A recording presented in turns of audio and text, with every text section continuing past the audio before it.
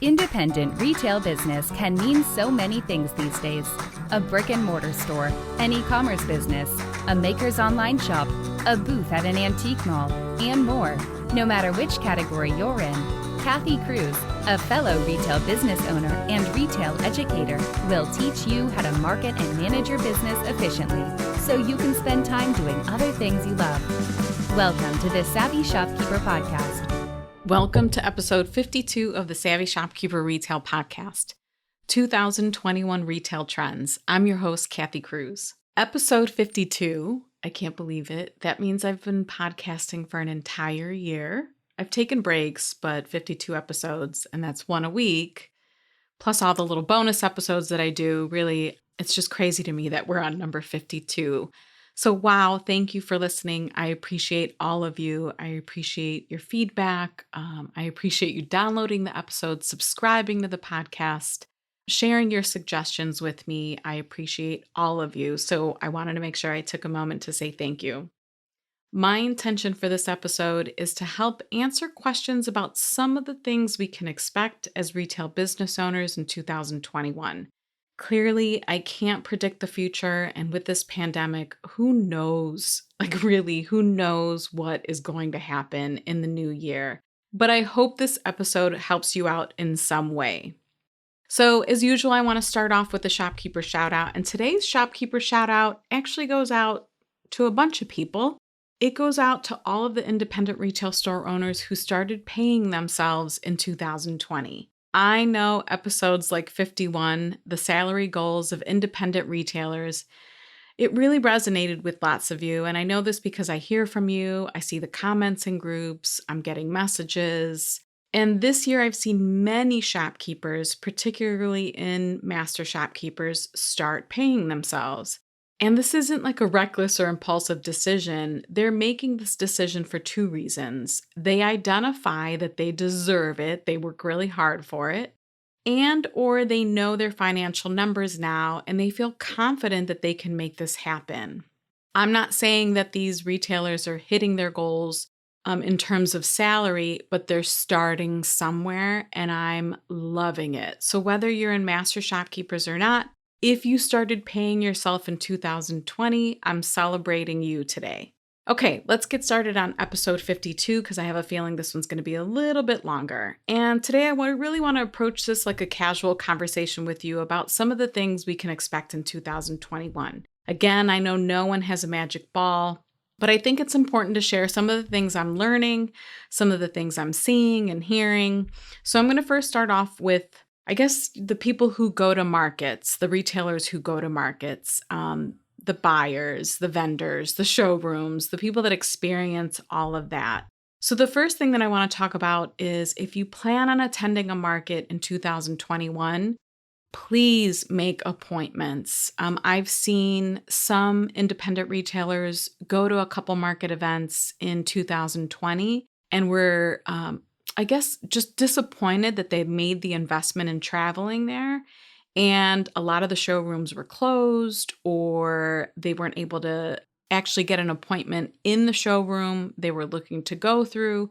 So have a plan, make your appointments, make sure that the showrooms that you want to go to are open. Make sure that that investment in you traveling to that market, because for some of us, that investment can be a chunk of money. So I just want to make sure that you're not wasting your time and that when you go to market, you're getting everything you need out of it. And speaking of markets, I want to add too that buyers are seeing fewer new product introductions. And it's no surprise, I'm sure a lot of the manufacturers are being a little bit leaner and not investing in creating new product lines. So I wanted to mention that. And that buyers and vendors are having more honest conversations as they should. So even if in a situation where you're seeing supply chain disruption, and we're seeing that, we definitely saw that early on in 2020, retailers should be having conversations with their vendors. So don't be afraid to ask, because let's say, for instance, you're looking for a particular product or you were reordering because it was doing really well in your store and you're noticing that you're not able to order it now. Reach out to that salesperson, reach out to the vendor, have the conversation with them. and find out, do they have an alternative? Do they have another suggestion? Are other buyers having success and other retailers having success with other products that they sell? So I think it's important to have those conversations. So don't be afraid to reach out because you just don't know until you ask. The other thing that I'm seeing is retailers are taking less risk on trends. Again, no surprise. But when retailers are taking less risk, they're avoiding the trends. So this all makes sense, which kind of takes us back to the basics. And if your customers are just buying the basics, stick with those, stick with what's working well, maybe dabble in the trends a little bit. That's the last thing I wanted to mention about buying in markets. This episode is brought to you by Gusto. Gusto is a payroll software system for small businesses that makes it easy to add new hires, calculate and withhold taxes, process payroll for employees and contractors, and stay compliant. Even better, Gusto is affordable for small retail business owners. If you're looking to hire and you're overwhelmed by what to withdraw, how to calculate it, what paperwork you need to file, Gusto makes it really easy to manage payroll. The system does it all for you. If you want more like time tracking, workers' compensation benefits, or other benefits for employees, Gusto offers those services too.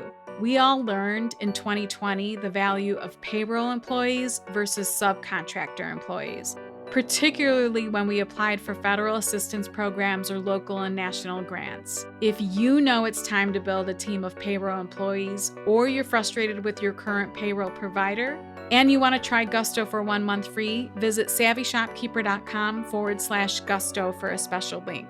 That's savvyshopkeeper.com/Gusto, Gusto.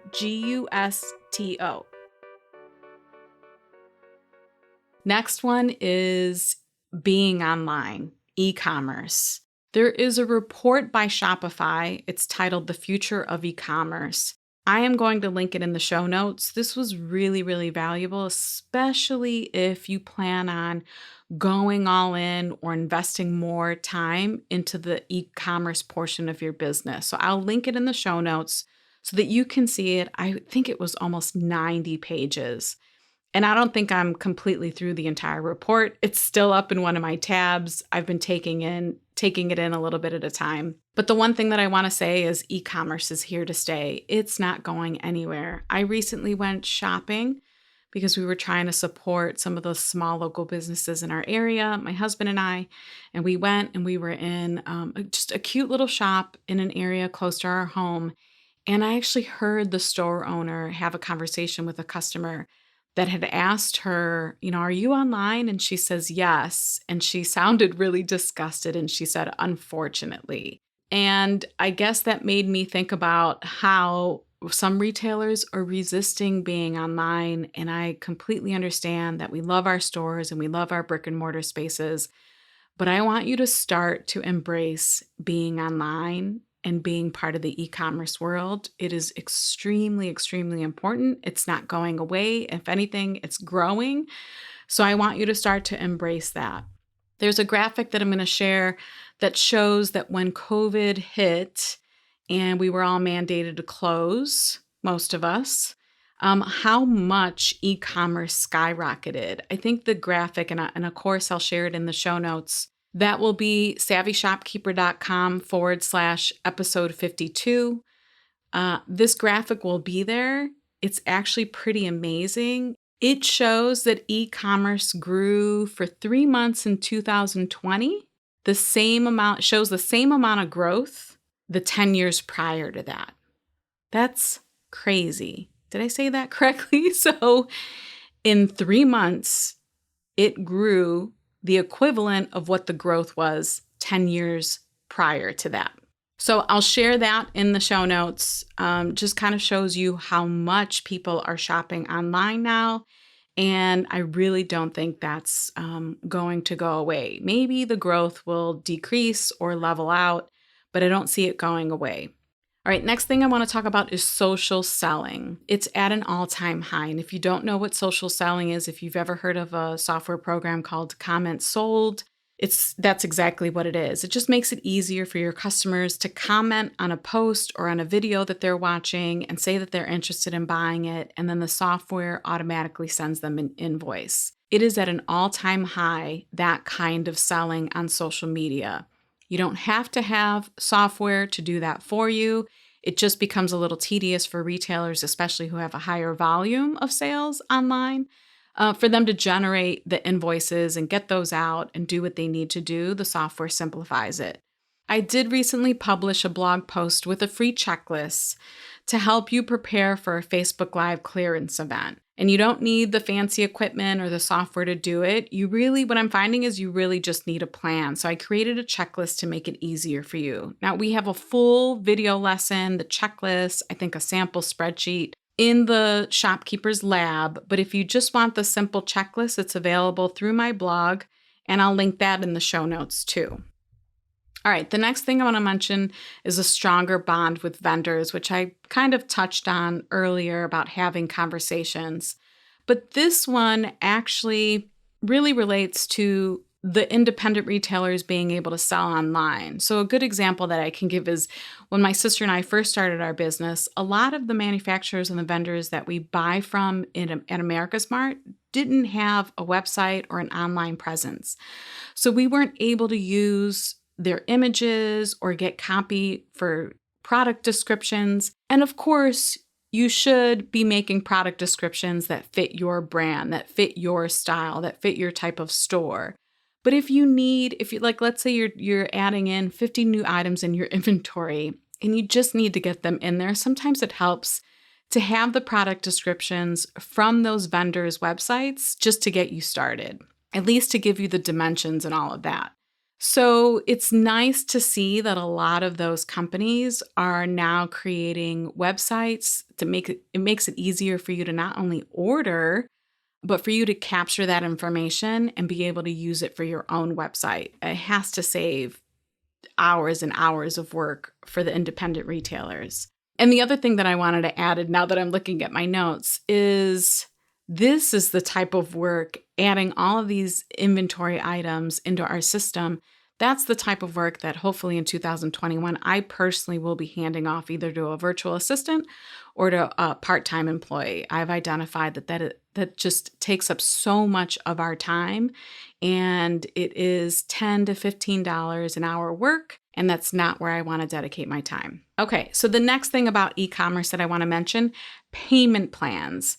So there's Pay in 4, I think it's called, on PayPal. Klarna and Afterpay are apps on Shopify. I'm sure there are many others, but considering the unemployment rate and how some people are experiencing tough financial situations, offering a payment plan option on your website might help you and your customer, because you'll be able to get them to shop with you and it'll help them out in terms of being able to afford it. And then the last thing that I want to mention is, unfortunately, not such a positive one. This one's increased online advertising prices. So if you've advertised with Facebook and or Instagram before, and I see the value in it because you've heard me talk about it, it sounds like the pricing is increasing. So I think in years past, from what I read while doing research for this episode, it might have been $15 to acquire a new customer. It sounds like that price has gone up to about $30. And I think it's because so many people have shifted to selling and advertising online because of the current pandemic. So just another thing to keep in mind. Again, I'm going to have some extra graphics and information in the show notes for this episode. Okay, this leads me to shipping. And I think this quote came from that Shopify report that I mentioned earlier. It said, "Never has the consumer expected more of businesses. Not only do shoppers want to buy online, they also expect it to be fast and convenient." So I want to add a thought to this. Most independent retail store customers understand that we are not Amazon, and they give us more grace on that super fast shipping that they expect from Amazon and from other big box retailers. But you will probably have at least a handful of customers who might just, not that they put this expectation on you, but just naturally kind of expect it and be surprised that they don't have their package within a day or two. So my tip for independent retailers is to always be really clear about your turnaround time or the days that your store are closed. Any kind of information like that, you want to put it everywhere. You want to repeat it in your social media posts. You want to have it in your even in your Facebook profile description, all over your website. Use the shipping policy on your website. Use the banner areas on your website to keep customers informed about what the current shipping times are, or if you ship only on specific days. If you feel like you share it once and that's enough, you'll be surprised. You want to repeat this information over and over and over again, not only to educate your customers, but because it's natural for most people to just maybe read it once and it doesn't click. You want to be repetitive, even if you feel like you're beating a dead horse. You still want to repeat it over and over again. Customers who shop small and order from independent retailers, they do generally understand that free shipping can be challenging and cut into profits for small business owners. So you might want to consider offering a flat rate, maybe between $5 and $7 on orders that are less than $100, and then maybe offer free shipping on $100. That can feel good to them. But keep this in mind. For us, generally, that means we pay, at my own store, $3 out of pocket to ship an order. If $3 hurts your business pocketbook, then you may need to raise your prices to offset your shipping rate offers. So just keep in mind your average order price, what you think your customers would like, how much an average order or how much an order needs to be in order for you to make free shipping worth it for yourself and I guess for the customer too.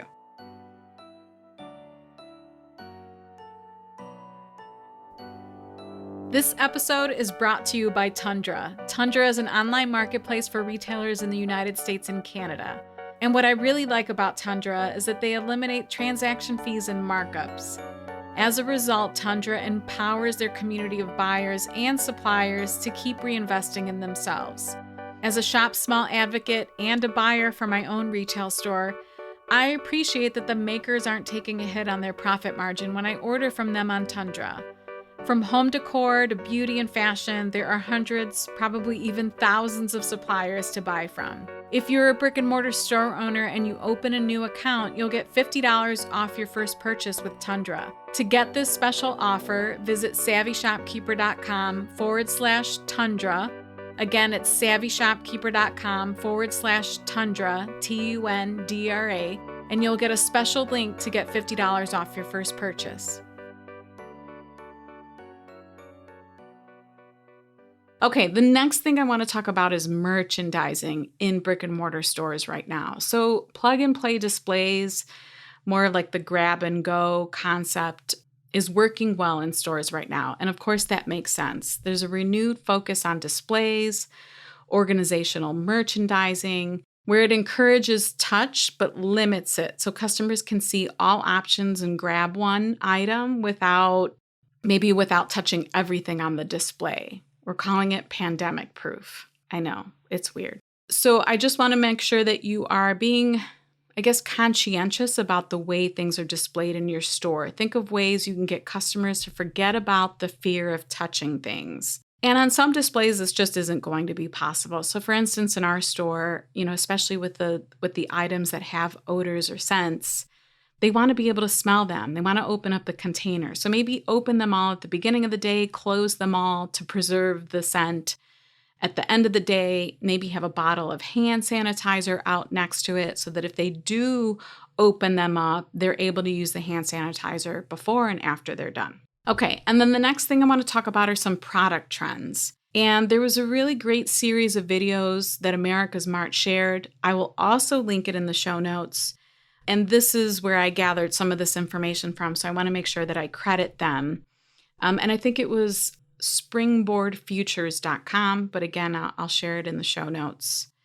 And in there, they said that purchases now have a 1-year cycle because of the pandemic. So if you're an independent retailer who maybe bought something last year and it was spring and then it didn't sell, there's the possibility that it could probably sell again this spring. Again, because people have slowed down regarding trends, because people weren't able to purchase things for that season last year. So just keep that in mind. You may not want to get rid of it in a clearance sale immediately. Maybe try it again in the season and then move forward from there. So some of the trends that they talked about in home decor was decor for high foot traffic home areas. Obviously, a lot of people are spending times in their kitchens and their living and family rooms and outdoor spaces. They want to be able to decorate those spaces and feel comfortable and feel cozy and feel comforted. So keep that in mind when you're buying. Rugs and wall art are trending more towards serene themes. Again, I feel like a lot of people are feeling the stress of being stuck at home. So a lot of serene themes are growing. Color, I think it's because it's making people happy. A lot of wovens, spirit or spiritual trends, and of course that makes sense too. Curated collections was another thing that they mentioned. And I thought this was a great point because they said people are experiencing decision fatigue. And when that happens, they just want to have a collection of items that they can buy and call it a day. And that makes sense. That's probably more towards me, the person who doesn't always enjoy shopping. Just give me the whole package and I'll be done and it's taken care of and I don't have to think about it too much. Centerpieces, place cards, things like that, because of smaller groups, more intimate. You want to make your home and that dining experience feel good. The other one that they mentioned that I appreciated was making home chores feel more cheerful and enjoyable. I can't tell you how many times I've been loading up the dishwasher and running that dishwasher and doing dishes and doing laundry because we're home all the time. So again, it makes sense. Oh, and the other thing was electronic accessories for electronics. I can't talk. Cell phone and iPad stands, just because we're all FaceTiming more, we're Zooming more. I thought that was a great point too. Home office was the next one. Desktop gift items, because so many people are working from home. A return to stationery and paper products. It really caters to handwritten notes. For sure, that's happening. I personally have done it a lot myself. I appreciate when someone sends me a handwritten note. I think that's happening way more. And then in the cards and expressionist category, I thought this was interesting. They said snarky, negative, sassy, those types of themes were really popular prior to the pandemic hitting. But now it's more compassion, empathy, kind, inspiration, more positivity, female empowerment. Those are the themes that they're seeing more in the cards and expressionist categories. Okay, and then the next, I have a few more. Quality time, of course, is important because we're home more. So there was a product that they talked about was a quality time phone pouch. I think it was by Kickerland. And it's when families are actually sitting down to dinner and they've been home together all week, that time, that 1 or 2 hours at dinner, however much time you spend, maybe it's 30 minutes, but everyone's electronics go into this bag and no one can be on their phones during that time. I appreciate that. I think it's a good idea. A couple other things were craft culture, puzzles. I've heard this so much in my groups. Puzzles were and still are selling like crazy. Family games, activities for kids, activities for adults. All of that's really important right now to keep people's minds occupied and busy and not so bored. Again, games. And then the next category, next thing that I wanted to talk about was giftables. There are some really funny, humorous things out there. There's a set of comical toothbrushes. The toothbrush actually said, "Hey, cranky pants," which I thought was cute. And I think that's BlueQ, BlueQ.com. A couple other brands that had some pretty funny items in their categories were Halligan's, Whiskey River soap. And then the one thing that they mentioned too were candles, scents with names that evoke emotions. I thought that was really interesting too. Of course, moving on, sustainable items, huge. That's really big right now. There was an example of recycled bottles that you can use as candle holders, but you needed this little, I think it was called Bottle Labra. You need the little insert that goes on the top of the bottle. Some bottles are really beautiful. You can put this little insert in, and then you can display tapered candles. It was a really great idea. So anything sustainable is going to be really popular. Still, I think that's going to continue to grow throughout the years, regardless of the pandemic. Of course, germ and safety items are really popular. I've seen some really cool things there. Pet gifts for sure. Adoption rates grew by 90% during the pandemic. So anything pet related is going to be popular. Health and fitness, of course, working out at home, being comfortable. That leads to apparel, the focus on athleisure. You want to look cute, but you want to be really comfortable. And then the last thing that I want to mention are CBD products. Now, I want to warn that listing CBD products either on Facebook, on social media, or running ads to them, that might even be prohibited. I'm not sure. Don't quote me on that. But you want to be really careful about these listings. I don't think these platforms have caught on, or they're really cautious about it, and I get it. But the one thing that I wanted to mention wasn't necessarily about that. It's that CBD product brands are elevating their style. So, some of these brands are looking really, really more appealing to the consumer. So I just wanted to mention that. I thought that was interesting for those of you that carry CBD products, but maybe the product line, the aesthetic of the product line doesn't fit your gift shop or your store. I think I have a couple other things to mention. Experiences, of course, so many of us miss in-store events. So you want to start getting really creative with this and convert your physical in-store experiences into virtual ones. I've seen some really creative things done in my own groups. Maybe I can do that as a podcast episode. So consider that moving forward. Unfortunately, I think, many of us will continue to either be quarantined or staying at home, probably well into 2021. And then there's another report I'm going to link in the show notes too. It was on consumer trends, and it was done by Sullivan Gift, sullivangift.com. I'll link that in the show notes. And it talks about how seasonality affects home decor for consumers. I thought that was really interesting. So we'll share a couple of the graphics from that and, of course, the full article. And then the last thing that I want to mention, there's more. I knew this one would be a long one. Shopping small. People are doing it. People are really feeling it. People feel like the pull and the tug to support the small businesses. Make sure that you are showing your customers appreciation for that. Make sure that you're sharing other small businesses in your area. It's the one thing I've seen a lot, and I really appreciate it. So many people, from other businesses to regular customers to new customers, keep tagging us on posts on Instagram, keep sharing us in Instagram stories. And that makes a difference. I can see it because we're seeing a lot of new customers, which we haven't seen before. Ride that wave, enjoy it, but also appreciate it. And the next thing that I want to mention, gift cards. You can do promotions for gift cards. Of course, I don't want you to cut into your profit margin too much.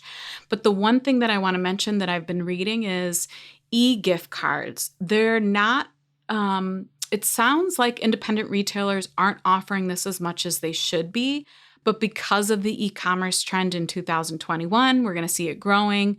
Make sure that you have that option available. People do appreciate an e-gift card. It's an easy way to just send a gift through email.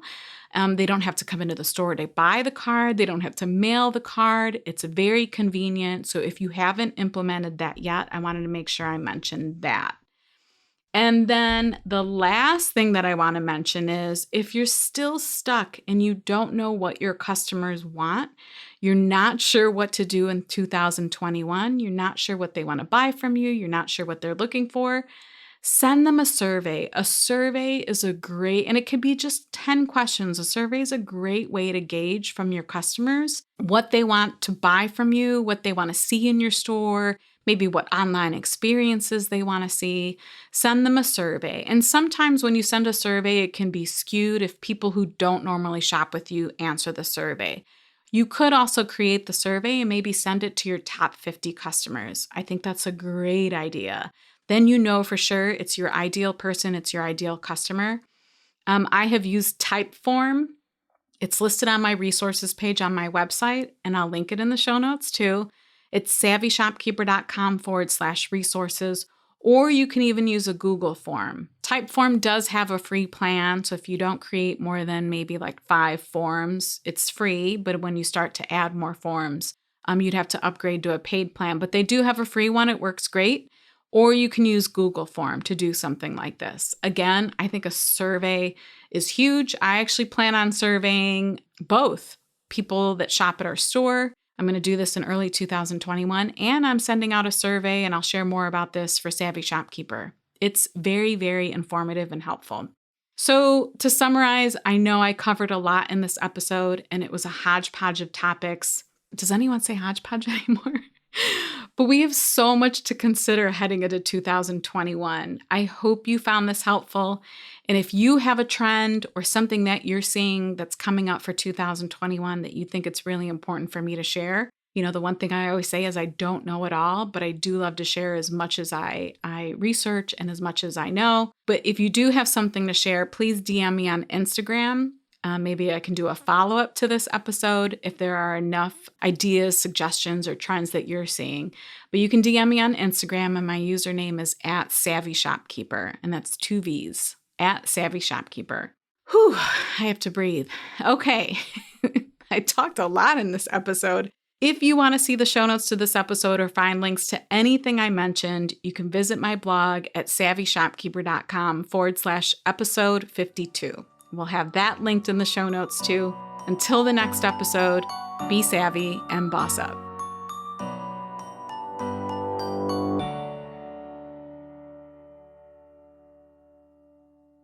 Ready to level up? Chumba Casino is your playbook to fun. It's free to play with no purchase necessary. Enjoy hundreds of casino-style games like bingo, slots, and solitaire anytime, anywhere with fresh releases every week. Whether you're at home or on the go, let Chumba Casino bring the excitement to you. Plus, get free daily login bonuses and a free welcome bonus. Join now for your chance to redeem some serious prizes. Play Chumba Casino today. No purchase necessary. VGW Group. Void where prohibited by law. 18+. T&Cs apply.